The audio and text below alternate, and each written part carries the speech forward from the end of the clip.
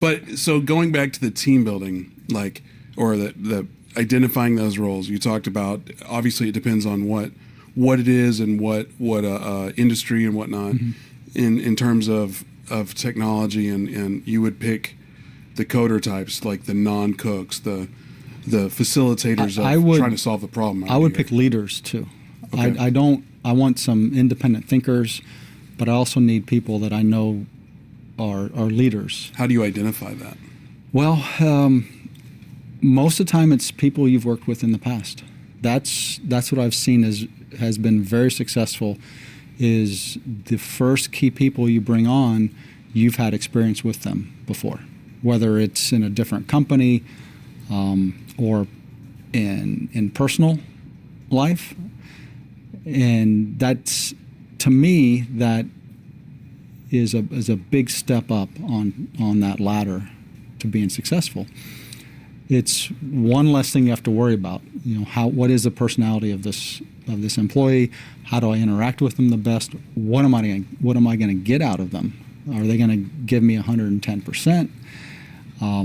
How do I have to manage that person?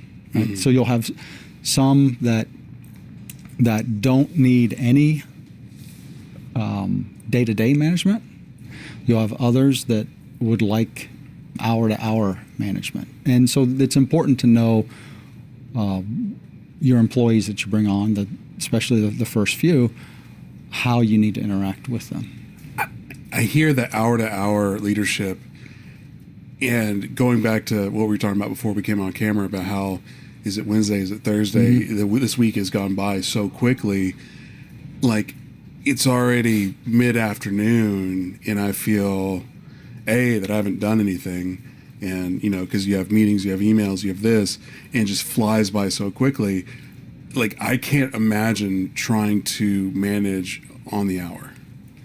It would be a lot and might be unproductive.